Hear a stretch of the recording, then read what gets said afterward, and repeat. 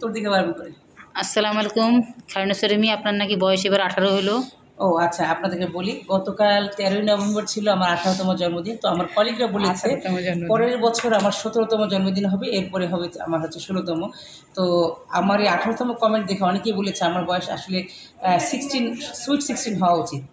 তো step by step আস্তে আস্তে না সুইট। তো আজকে হচ্ছে যে জন্মদিনের 13 নভেম্বর জন্মদিনের দ্বিতীয় দিন। আচ্ছা সম্পানা শ্রী, আচ্ছা আমাদের রোকসানা পপি আপু, আসলে আমরা জন্মদিন উপলক্ষে যে একসাথে হয়েছে বিষয়টা আসলে তেমন না। তো হঠাৎ করে হৃদয়ের টান, আমাদের ইচ্ছে হলো তাদের মানে একজন একজনকে দেখবো। জন্মদিনের বিষয়টা মানে হালকা কিঞ্চিত ছিল, না পুরাই ছিল কিঞ্চিত কোনোটাই ছিল। এটা হচ্ছে মনের টান। হ্যাঁ মনের টান। বাস্তব কথা হচ্ছে হৃদয়ের টান এবং মনের টান সব একসাথে হয়ে জন্মদিনে। আমি আজকে অলরেডি দুপুরবেলায় সব বাবাকে বললাম যে আজকে দিনটা কেন বেছে নিলেন সেটা আগে বলেন। হৃদয়ের টানে 13 তারিখের পরের দিনই কেন, 13 তারিখের পরের দিনই কেন। আর 13 তারিখে সারাদিন আমার একদম চিন্তা করিনি, হ্যাঁ।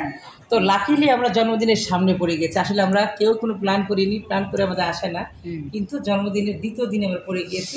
তো সবাই মিলে আমরা জন্মদিনে একটু একসাথে হয়েছি। হ্যাঁ, এবার এলিশা একটু কথা বললেন দেখি। আসসালামু আলাইকুম। হ্যাঁ, তার 18তম জন্মদিনের বিষয়ে। ও আচ্ছা, 18তম জন্মদিন। আসলে হয়েছে কি, আমি মনে করছিলাম উনি এখন পর্যন্ত মানে না ভূমিষ্ঠ হয় নাই, না মানে উনি এখন পর্যন্ত টিনেজ হিসাবেই আছে, কিন্তু উনি যে টিনেজ পার করে ফেলছে এটা প্রথম জানতে পারলাম এখন। না গ্লো করতেছে তো, আরে গ্লো করতেছে মানে 18তে পড়ছে, এটা বোঝা যাচ্ছে। আমি মনে করছিলাম 16 কি 17, কিন্তু এখন জানলাম 18। আগের বছর আমার 17 হবে, তারপরে আমার 16 হবে। আচ্ছা পিছাবে। আচ্ছা ইটস ওকে, আমরাও পিছাবো ইনশাআল্লাহ।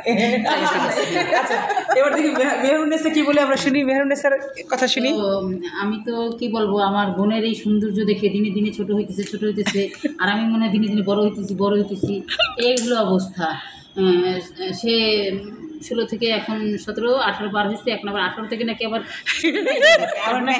আমার কলিগরা বলেছে, কিন্তু আমি বলি নাই। তো হচ্ছে এই হচ্ছে বিষয়, তার সৌন্দর্য দিনে দিনে যেভাবে মানে বেড়ে যাইতেছে, বুঝে যেতেছে যে না বয়স কমবে। হ্যাঁ, বয়স কমবে।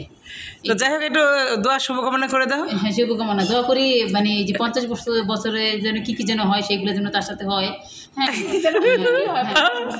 উনি বলছিল যে 50 বছরের পরে না পর্দা করবে, কারণ 50-এর পরে পর্দা শিথিল হয়। আচ্ছা যাক, বুঝছেন? তো যাই হোক, যেমনি হোক মানে কেন মানে কি নমনীয় হয় বিষয়টা খুলে বলো।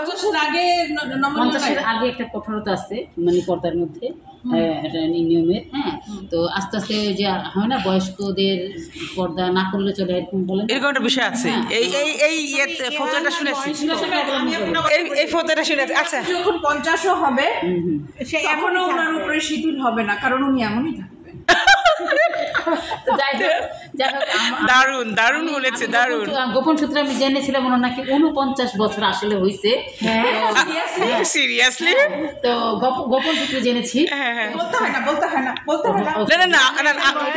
কিন্তু আমি কিন্তু পাবলিকলি এটা বলি, কারণ এটা আমি প্রাউড ফিল করি, কারণ আমার 40 আমার হচ্ছে, আচ্ছা ধরো আমি আসলে আমার যে রিয়েল আমার রিয়েল বয়স, সত্যিকার অর্থে বয়স হচ্ছে 49। আমার যে 49 বছর বয়স, আগামী বছর হচ্ছে আমার আগামী বছর 50 হবে। তারপর থেকে আপনি কি সেম ব্যাচের না? আচ্ছা 18 বছর।